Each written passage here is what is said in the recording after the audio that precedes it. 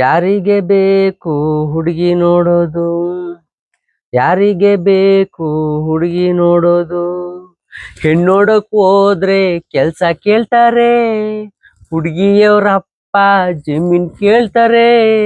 ಹುಡುಗಿರು ಮಾತ್ರ ಚೆನ್ನಾಗಿರಲ್ಲ, ಹುಡುಗಿ ನೋಡ ಪ್ರೋಗ್ರಾಮ್ ಬೇಡಪ್ಪ ಬೇಡ, ಹುಡುಗಿ ನೋಡ ಪ್ರೋಗ್ರಾಮ್ ಬೇಡವೇ ಬೇಡ.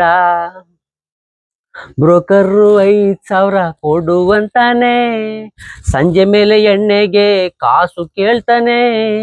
ಚೆನ್ನಾಗಿರೋ ಹುಡುಗಿರ್ ಮಾತ್ರ ತೋರ್ಸೋದೇ ಇಲ್ಲ, ಹುಡುಗಿ ನೋಡ ಪ್ರೋಗ್ರಾಮ್ ಬೇಡಪ್ಪ ಬೇಡ, ಹುಡುಗಿ ನೋಡ ಪ್ರೋಗ್ರಾಮ್ ಬೇಡವೇ ಬೇಡ.